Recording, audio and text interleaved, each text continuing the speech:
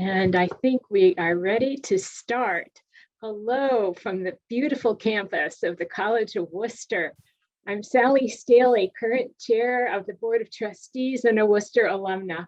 Welcome to Questions and Answers with Wooster's new 13th president. This is such an exciting day for our Wooster community and for the future of our beloved college. I hope you were able to watch our video announcement earlier. If not, please make a note to visit worcester.edu/presidential-announcement, where you'll be able to access the video announcement along with the official news release, biography, and many other video clips and messages of support for our next leader. Here are a few logistics for this call. Our conversation today is being recorded and it will last about an hour, no longer than an hour. Because of the high volume of questions we had submitted in advance, we'll not use the chat feature and we'll be as efficient as we can and get through as many of the advanced questions as possible. In a moment, I'll introduce our 13th president. We'll give her the chance to say a formal hello and then we'll proceed with your questions. Our moderator today is interim president, Dr. Wayne Webster, who's been leading the college since July when we conducted our search for Wooster's next permanent president. Dr. Webster joined the college in 2017 as vice president for advancement. He's a trusted leader with more than 20 years of executive experience advancing the missions and fundraising priorities at nationally ranked colleges and universities, small and large. He served as a member of the president's cabinet and as chief liaison to the board of trustees. He's led strategic planning and historic fundraising campaigns, delivered award-winning constituent engagement programs, and played a key role in marketing, communications, and town gown efforts. In short, he's done a bit of almost everything on a college campus and done it very, very well.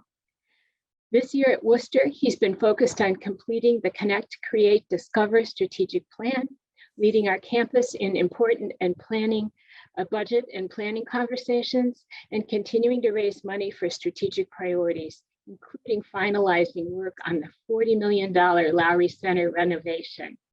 Thank you, Wayne, for being here today. Thanks, Sally. It's great to be here. I'm glad to see everybody on. I look forward to the conversation with Ann.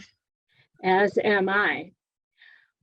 When we began our search for Wooster's 13th president, we were seeking a person who would bring superb academic credentials, a love for teaching, and a dedication to the liberal arts, an appreciation for Wooster's Woosterness, who can navigate our shared governance, love our students, strengthen us financially and operationally, lead changes while preserving our traditions, inspire us to even higher achievements academically, and greater reputation nationally and internationally in this fragile industry of higher education. Together with our Wooster community, the search committee built a long list of qualifications for our next president.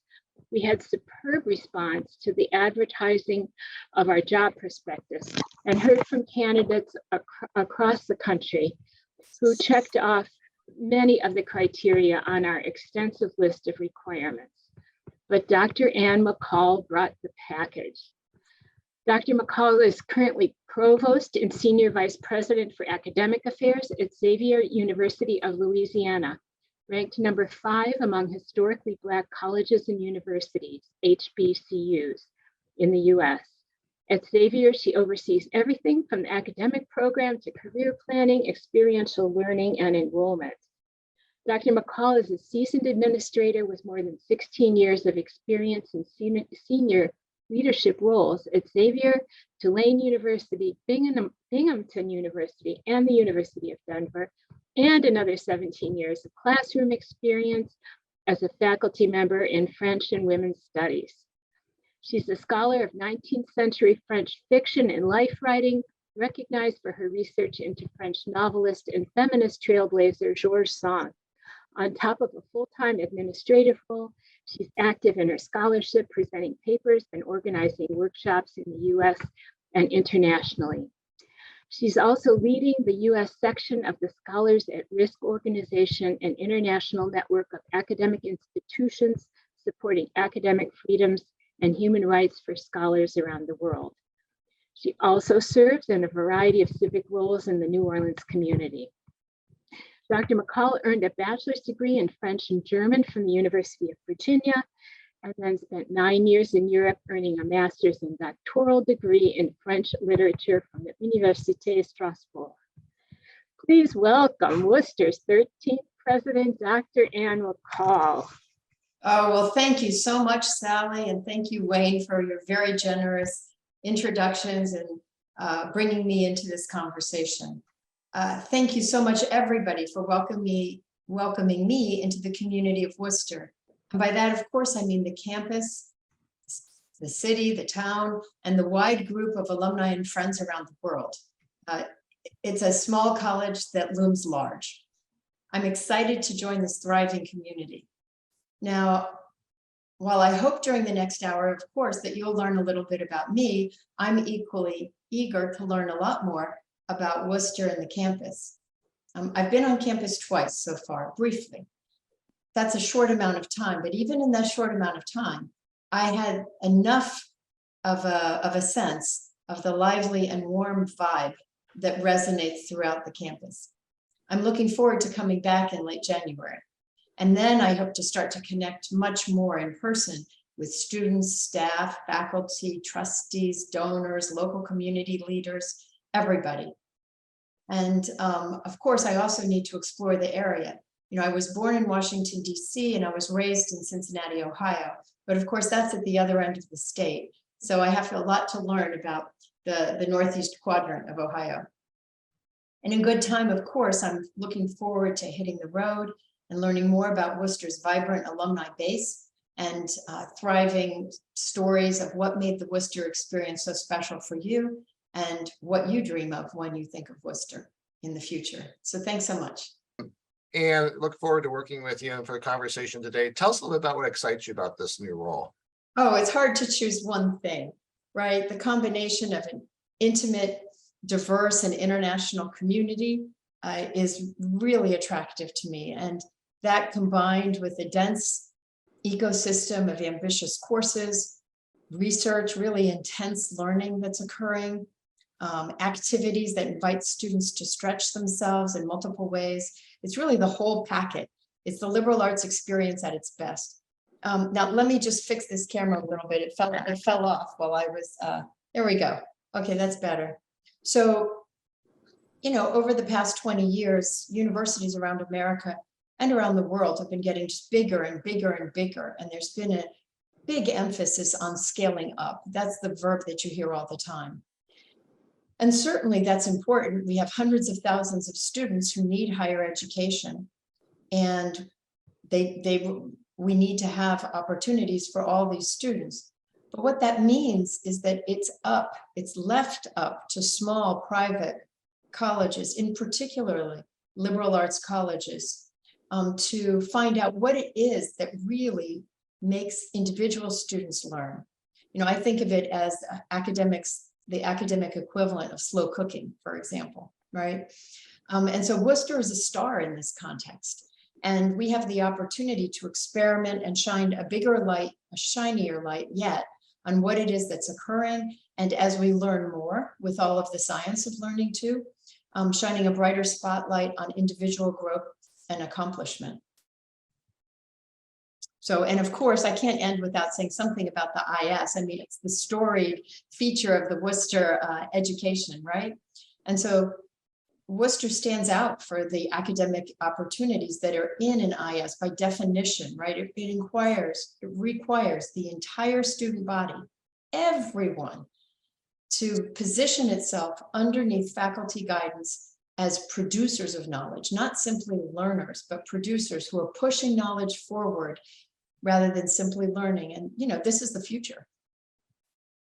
So, Ann, you had a chance, as we heard during the intro video, and as we heard during some of your comments, you had a chance to speak to a lot of campus constituencies and alumni on the board. What was it about Wooster that really made you realize this is the right fit for you? Oh, well, I'm passionate about curiosity, just inherently, but also its value, right? Its fundamental value, the pleasure of learning, the importance and the potential that knowledge has most especially the kind that we specialize in liberal arts colleges, to transform individual lives and entire societies for the better, right? There's a reason that authoritarian governments shut down educational opportunities. It's because it enhances human freedom and accomplishment. And so we need to attach ourselves to this roller coaster ride of knowledge. I enjoy working hard, hearing what other people have to say, cultivating a team approach to solving problems and building new opportunities. And I saw all of that in the way that Wooster naturally operates. So, you know, places like Wooster are unique in terms of the liberal arts in this residential setting, right? This really intimate experience between faculty, students, staff.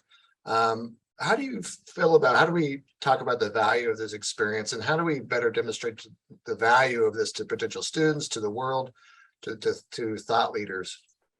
Okay, well, first of all, we need to begin by recognizing the value is priceless, right? And that's not just some glib advertising slogan. It's that liberal arts education, the ways of thinking about problems, becoming an active person in the world, seeing it through the eyes of knowledge rather than just experiencing it and being subjected to it, is priceless.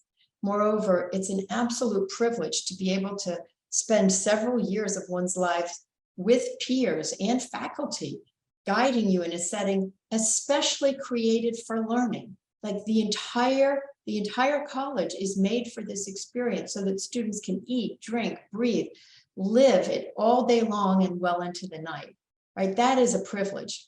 So as they're doing this, you know, as I tour campus, you hear them talking about big issues, learning hard skills, vital knowledge. You have this range of fellow students with you that form a microcosm of the country and the world. It's breathtaking in its opportunity and privilege, right? Now, the College of Wooster is particularly well placed to capitalize on this because alongside the classes, it has such a rich student life. I remember Noah telling me, I'm going to get the number wrong, but they're either 130 or 160. I can't even remember the number of student organizations on campus. And they can't just say they're an organization. They have all these things to do to qualify for that nomenclature. So it's really incredible. I think that there is a lot to be done with recognizing how important all of these activities are to student learning. And I really want to call out how important it is to me that Wooster positions itself as independent minds thinking together, right? So that promise is immense. It's of both individuality and community held together in a productive tension, not one or the other pitting them against each other in rigid opposition. We're not going to make a future for the world unless we can do that. And so being able to do that on a campus that says that that's what it's about is really special. Now, in terms of making sure that people know about it, right? Our students and alumni are our best ambassadors because they're going through the process or they've gone through the process. So they demonstrate the educational model's value in their lives. So I think it's really important to mobilize them on behalf of future students in our area and around the world so that they too can know that this really is the way to go and that it will change their lives and it will make the world better.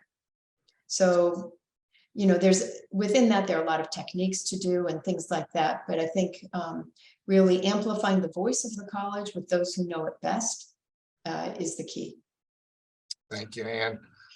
As you know, through your conversations through this process, we've made a lot of efforts in the last 5-6 years around diversity, equity, inclusion, advancing our work on this campus and our work with external audiences on this front. You have a lot of experience in the campuses you've been working through advancing DEI objectives and strategies. Can you talk about some of that with us? Sure. You know, I've been engaged in this, as you say, for forever, really. And I mean, for forever. Before I was an administrator as a faculty member in women's studies, working with friends and colleagues in African and diaspora studies. And then all from the beginning in my administrative career, it's a real hallmark of the work that I've done. So building momentum is something that's necessary to convince people that there is a next stage. There's always a next stage, and to be brave and to have faith in what can happen when diverse people come together with ideas. And so to take on this work. So how do you build momentum, right? We do it in a variety of ways. So first of all, we call attention to great practices that we see on our own campus, right? We know that within our midst, there's some areas that are way ahead in that work and can provide great role models, great examples for their friends and colleagues and fellow students. So calling attention to that work that's already being done is really important, recognizing it. It shows that what's possible, really. And then encouraging others through a variety of ways to take on the work. Many people want to do this work, they're not sure how.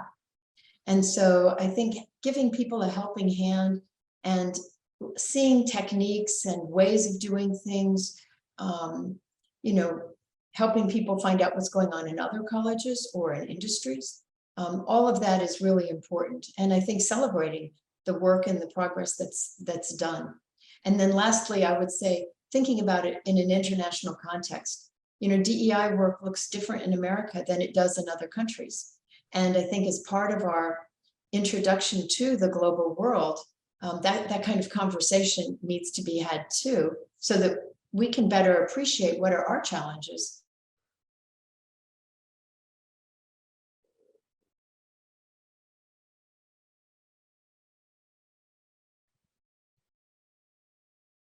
Thanks, Anne.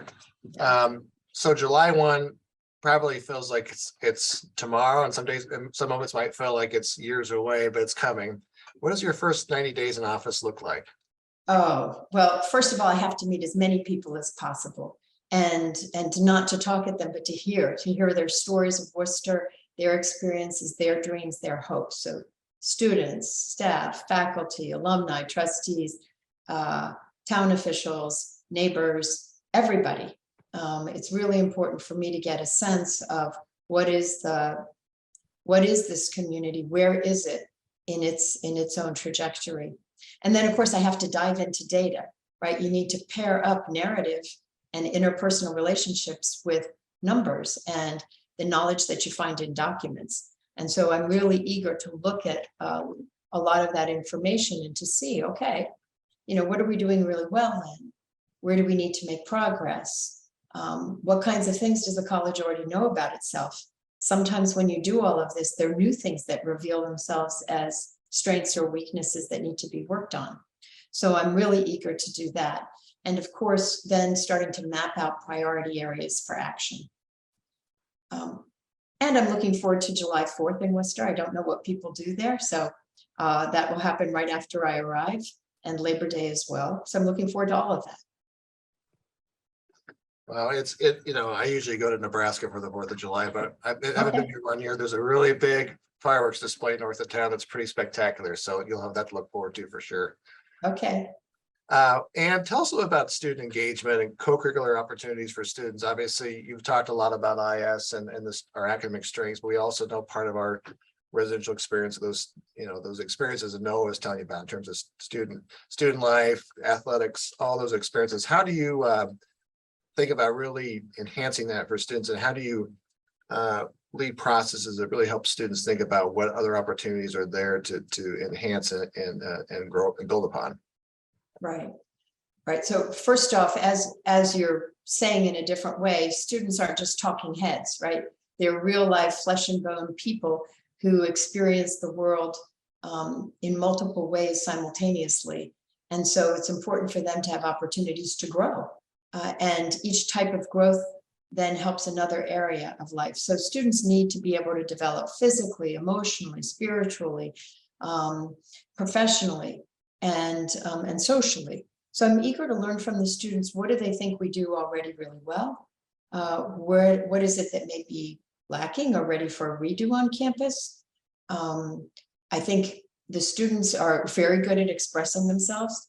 And so I'm sure that I will learn from them what they're thinking. Also think we need to look at what they may be learning from their peers on other campuses, that where we're really ahead, or where we may need to do some catch up, or what's hot out there for student development, right? We want to stay at the forefront. So Anne, just a follow-up question on one of the things you've mentioned in a couple of your answers, which is the community. And in this sense, I'm meaning Wooster, Ohio, right? The community, we are the College of Wooster, meaning Wooster, Ohio, which is an interesting history. And as you think about community engagement and town gown relations and other places you've been, including at Xavier, what are some strategies? What are some things you want to do to really engage the local community in the life of the college and vice versa? Right. So, okay, it starts with, I'm sounding repetitive, but it starts with meeting people, right? So I want to meet elected officials. I want to meet people at the store. I want to meet people really everywhere and find out what they're experiencing. We are in a position to partner with the town of Worcester in many ways, right? And I'm sure that we do already in ways that I don't know yet. So I want to find out what those ways are and then enhance them. I mean, we are a strength to the community. The community is what allows us to thrive. So we have to be together with this community to be strong. So it's a little premature for me to say the how so much as the commitment to the what. I know that in the jobs that I've had up until now, all of us who are in the central administration, we participate in things. We show that we're useful for the mayor and the city council and, major associations in town. We do all of those things. One person can't do it all, but we all take on special roles so that we're strong together. So Anne, kind of a fun question. You've been on campus now a couple of times. And when you talk to students and you talk to alumni, when I think about the Worcester experience, I talk about what just a beautiful campus this is, right? So this is a little bit of a leading question. And we have great facilities and grounds crew who really they do a tremendous job. And I think as many know, we even have an endowment for trees in this campus. But what's your favorite building? And what was as you saw campus, and again, just aesthetically, what's your favorite building? Not to get into programs, but what struck you when you visited campus? What really made you feel like this was a place you wanted to be? Okay, well, it is beautiful. So it doesn't hurt that I love historic buildings, right? I haven't been in all of them yet, so my answer can't be final, but the science library just blew me away. The beauty of that old building, the columns in it, and then the names on the walls, and some of them which are across from each other, it actually made me think of independent mind thinking together, because they would never have agreed on anything, but they're there on the walls together for students to learn from them. So Anne, we talked about this a little bit when you're on campus about Holden Hall and that being an area of focus and residence life, right? Talk a little bit about, we've talked about this being a residential campus, but talk about residence life and talk about, if you can, the importance of that as we think about prioritizing renovations, how we factor that into your thoughts in terms of places you've been. Right. So students spend a lot of time in the buildings that they live in. So the buildings that they live in need to reflect the value that the university places on the students, right? There's a direct statement of value based on the life that students can have in particular built environments or not. So I got a hint while I was on campus that there are a few residence halls that are storied and have great traditions in them, but they could use a refresh. And I would certainly that would be a high priority for me to figure out how we raise the money to do that so that they can live in an environment that reflects the ambition and the accomplishments of the academic environment and the other student activities. I think many people, they've remained very close to the people that they've lived with. I know for my own grown-up children, they still have special weekends with the hall they lived on when they were in college. And so I know that, I assume, but I am sure that this is the case for Worcester students as well. And so I want to find out what is it that goes on in all of our residence halls to encourage students to reach out and meet new people. It's one of the places where you're the most likely to meet people who are not like you and to know them for enough time a day, for enough weeks a year, that it's transformative. So Ann, we know you really personally value international experiences. You certainly value international education. And as you know, we have a significant portion of our students who are international, who come to us for the last 10 to 15 years. That's grown to be 20-25% of our student population, which is significant for a school this size. Talk a little bit about your experience and your values around those kinds of opportunities and that kind of experience for our students. Right. So it's true. It was absolutely foundational for me, and to see the world where one lives and to experience other people, and to go then out oneself. I met Zion, who's off to Milan in a few weeks, and that will change his world to be there. It cannot do anything but change his world. So international experiences, like really different sorts of domestic experiences, open one's mind, and with any luck also one's heart and everything else along with it, to the possibilities for humanity around the world, and also the challenges with our relationship with nature. It's humbling to be in a different society where what you know doesn't really matter so much, and what you don't know is embarrassing.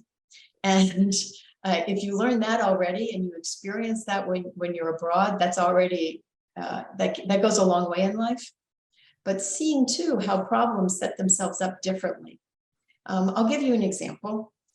A lot of times in the United States, especially when we talk about political polarization, we talk about one side or the other side.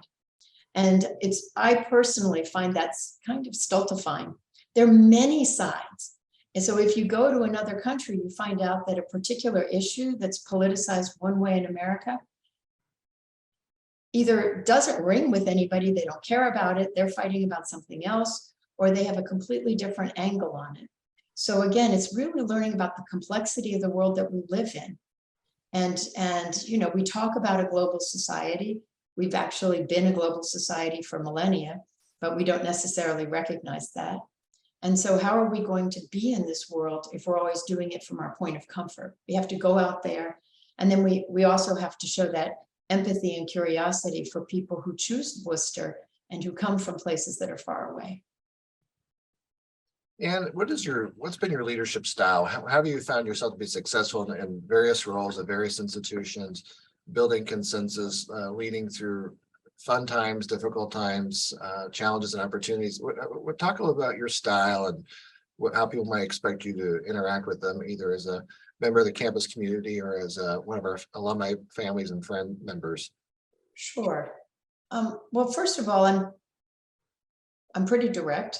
I think it's important for people to know, certainly there's secrets. There are always things that you can't share with people. They're just hurtful and they have privacy rights and things like that. You can't always say just what's going on, but it's surprising how much can be shared. And I think we often underestimate that.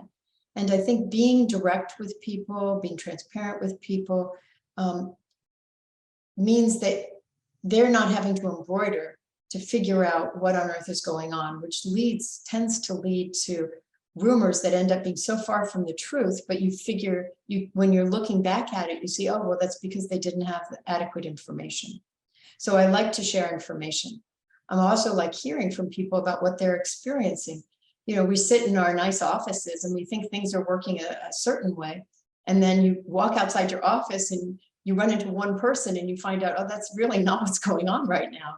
So I also do tend to walk about a lot. And I like going to see people in their own offices or spaces. I like eating on campus. I'm a terrible jogger, but I like jogging campus, plodding, as one of my brothers would say. And you meet other people that way and you see them in other contexts, so that also it has another value that you're not meeting people or interacting people for the first time when you have a really hard subject on the table. Sounds like we have similar jogging habits, so that'll be good. Okay, good. Maybe Ann, share a little bit about, other than being named the 13th president of the College of Wooster, what's been your proudest professional achievement, something you would really say, this is something I did that really transformed an institution or experience for students in a way that you just feel proud about every day? Okay, well, I'm always uncomfortable when people ask me the one. So let me just give a couple. I am very partial to attending to the built environment.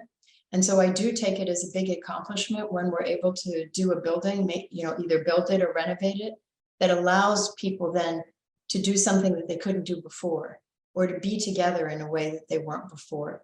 So at each campus I've been at, one of the things that I have focused on was, what an area, whether it's the theater department or the anthropology building, or, Holden Hall one day, where changing that would really allow people to flourish in a way that hasn't been necessarily the case before.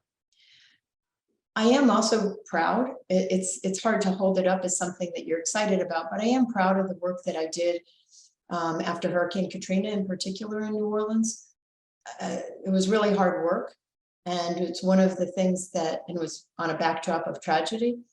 And you could make a case the city is still recovering from it, but the distance covered is enormous. And what that really proved was the importance of everybody getting involved in something, that everybody's participation changes something important. So you can't underestimate anybody's value in that sort of undertaking. I'd go on, but probably I should answer a different question. How about a couple of fun ones? So this is a campus full of a lot of traditions, right? So our brick paths, filling the arch, bagpipes, tartan. I hope you like tartan. What are you looking forward to seeing and experiencing in your first year? Okay, well, first of all, I wore that tartan in 5th grade as a kilt to school. So it's a return to sources. I'm looking forward to a variety of things, because it's true. Those of us who are in higher education, we just love being in it, the entire thing. So I'm looking forward to, I don't know if I can do this much as president, but occasionally I like to do some of my work in the library to kind of get a little bit of that library vibe. I am looking forward to going to my first football game. I've heard a lot about Black and Gold weekend. I'm looking forward to hearing the a cappella groups. The student ambassador who took me around told me there were either 7 or 8, which seems incredible for a college the size of Worcester. So those are 3 things that jump out right away. So I've heard you talk about sports in a couple of different settings. What are the sports that you watch? Who are the teams you root for? Okay, so it is all the wrong teams for Northern Ohio. So of course, AFC, it's the Bengals. I have a lot of thoughts about the NFL, but I am a season ticket holder for the Saints, which means that Black and Gold I have a lot of already. And so that's not a challenge for me coming in. I have never been to a Cleveland Browns game except in the Superdome. And my brother used to tell me about sitting in the dog pound at the Browns game when he was a law student in Cleveland. I don't think I want to sit in the dog pound, but I am curious if they still have it. But I am curious to see a game in person up there. But anyway, I do like watching and learning new sports. I knew nothing about volleyball until I started going to volleyball games. So as a spectator, I'm really impressed with human accomplishment and how people can do certain things and how they have to train for that to happen. And I've dabbled in a fair number of sports that make it fun to watch them. I was a very beginner fencing athlete in France, and I was a bad tennis student, and I enjoy swimming. So all of those are good. And Worcester has a really incredible panoply of sports teams. So I know I can't go to all those games. It's not possible to do my job and go to all of them, but I definitely want to sample them. So maybe one more fun one, and I have a couple of forward-looking questions for you. And that is, if you were to start writing an IS today, this is for our seniors, right? If you were to start writing an IS today, what do you think your topic would be? Whoa. Okay, first of all, I'm going to buy myself a few seconds on that. Students always want to find the topic quickly, and finding the topic is the hardest part because you're eliminating all of the world except that one thing that you're going to go through. So in my history of working with students on honors theses is always to slow down the topic choosing portion. But I work now a fair amount on law and literature, and I would try to bring students into a law and literature question, and I might be interested in one. If I were to do a major all over, it would be very hard for me not to do anthropology because I would be able to do languages and culture and cultural productions while learning more about the ritualization of life and how communities come together. And so I'm not really answering your question, but I'm tiptoeing around it. That's okay. You can think about it.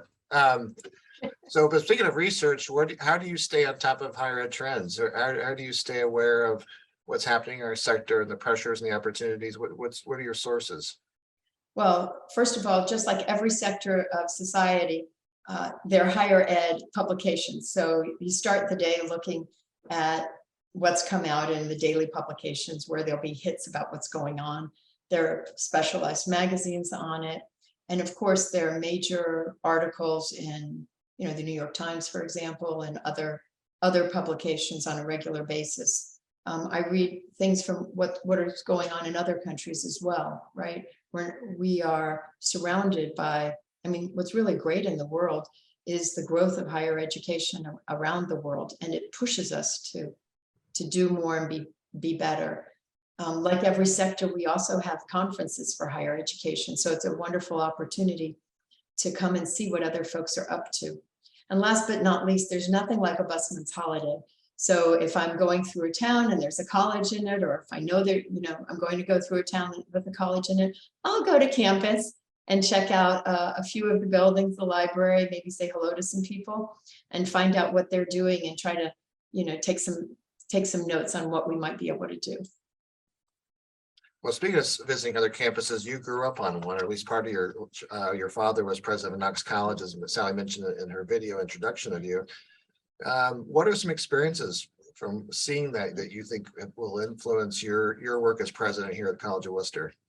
Okay, so Truth in Advertising, I was a graduate student when he was president of Knox College. So I was visiting, coming in from France, doing my graduate work. My brothers were still at home.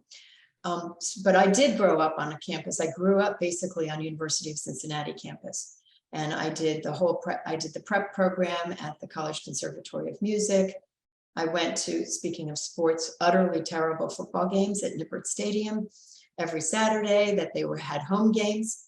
I can't resist saying I saw the quick kick more times as a kid growing up than in the rest of my life combined.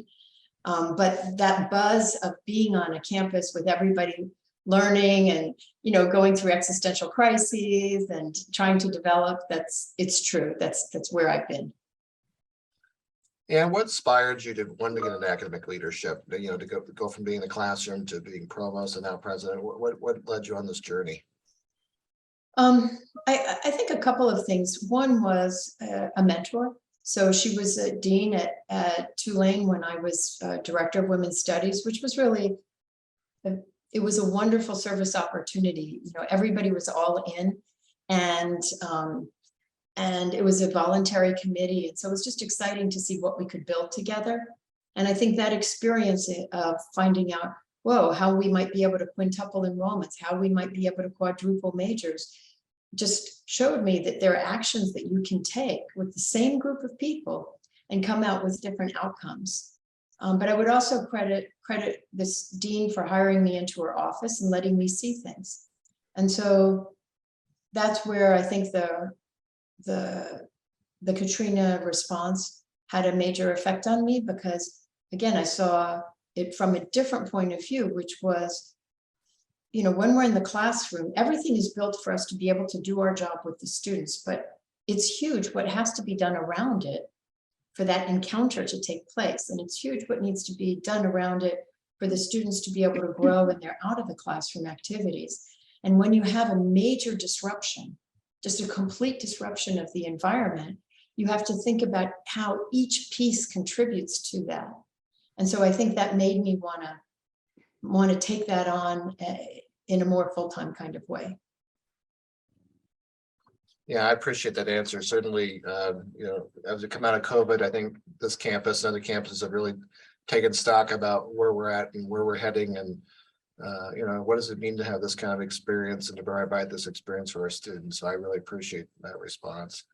One of the things I enjoyed learning about you is your background really leading and overseeing experiential learning efforts, career planning, study abroad, some other components. Can you talk a little bit more about that? Certainly Apex has been, the last decade here, a strong component of our programming, and Apex is thinking about its next steps in its future, which obviously you'll learn more about once you get here. But reflect a little bit about your experiences and what you value in terms of experiential learning and those opportunities for students.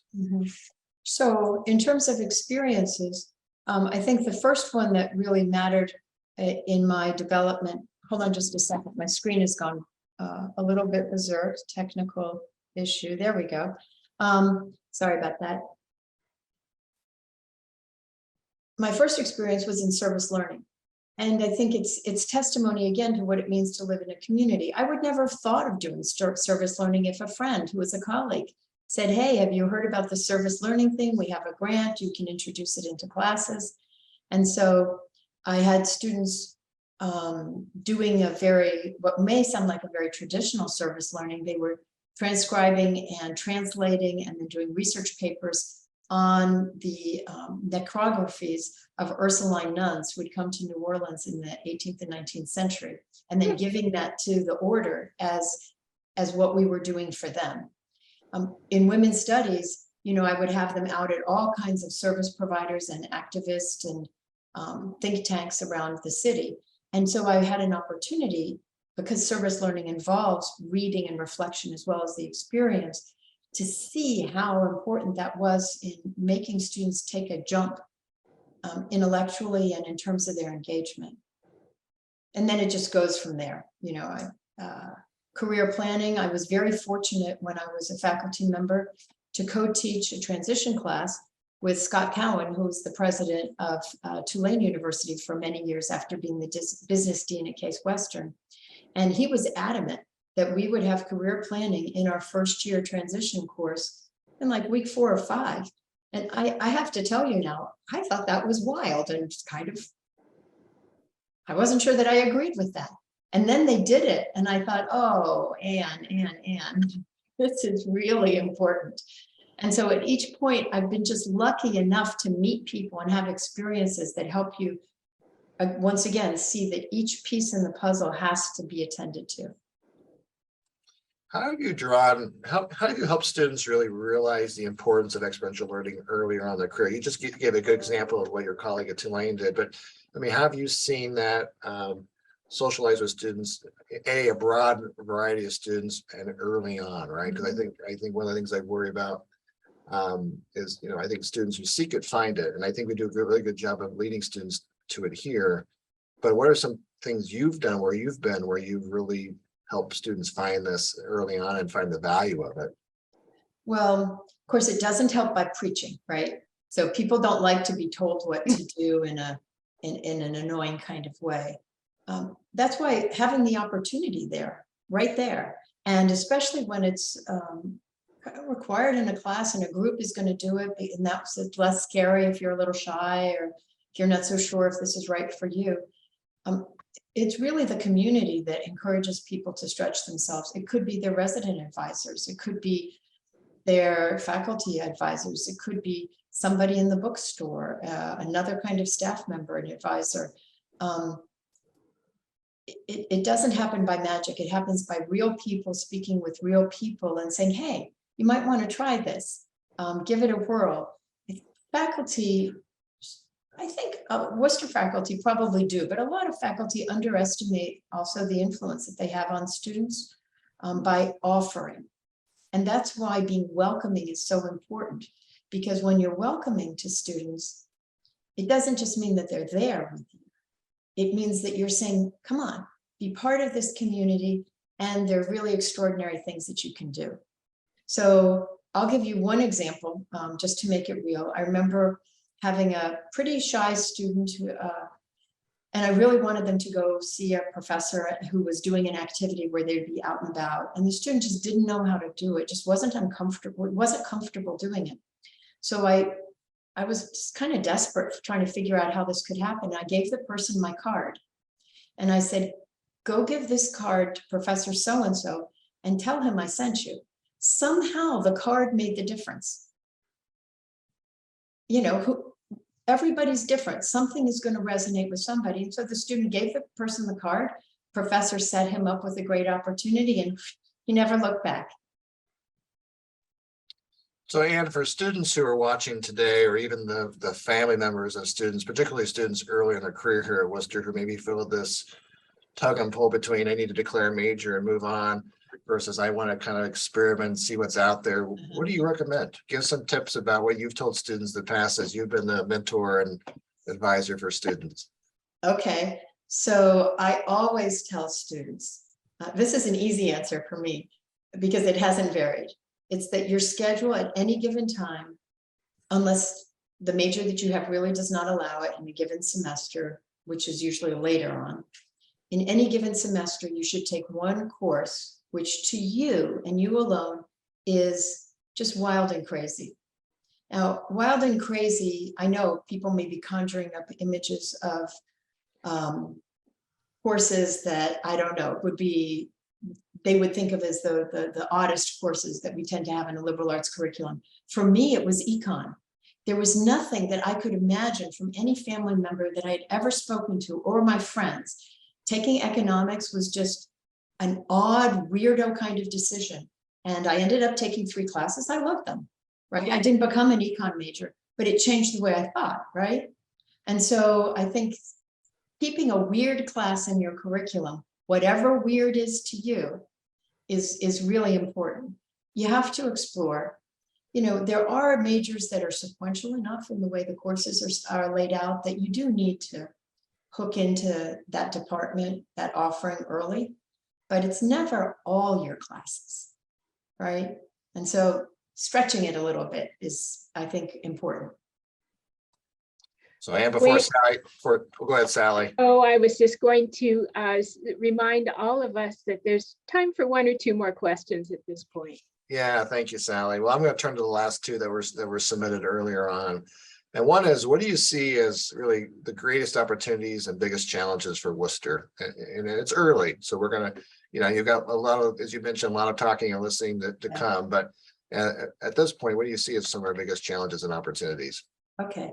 The biggest challenge is the challenge that almost every university, except maybe the 25 to 50th wealthiest universities has, which is financial. It's everybody's challenge. I know Wooster has it, and I don't mean to trivialize it, on the contrary, but I do want to, it's almost reassuring to know that you're not special. We're not special at Wooster because we have financial challenges to look at. What makes us special is the way that we deal with them. Is looking at them straight in the eye, discussing what priorities are, and then taking the necessary actions to move forward. So that's clear. And everything else is related to that. You know, access, for example, is related to finance. All of that comes from finances, which comes partly from a drop in children who were being born about 18 years ago, partly from rising economic inequality that makes it really hard for people to afford college. And, you know, we just have to look at that and see what we can do to make sure that the best possible educational opportunity is there for our students and that our students can attend. The students who imagine themselves at Wooster can see them at Wooster. Opportunities, gosh, there's so many, right? So as a great liberal arts college, you know, given that the liberal arts themselves are always evolving, it's one of the things that I love most about our educational model and why people around the world look to the United States for liberal arts education. You know, what does it mean to have an educational model that has traditions, values the past, and is at the edge of knowledge and is not afraid to reorganize itself when needed, to evolve in its offerings, and even in its structures. I'm not trying to intimate anything here. I have no agenda in that. I just know that that's really what distinguishes the great colleges from ones that are fine, but not as great as they could be. So Anne, for our alumni and friends who are watching today, what are some things you think they can do to support Wooster? Oh, so much. So much. So first of all, I think it's obvious, but it merits being said. Alumni and friends are key to any college, any institution that wants to be successful.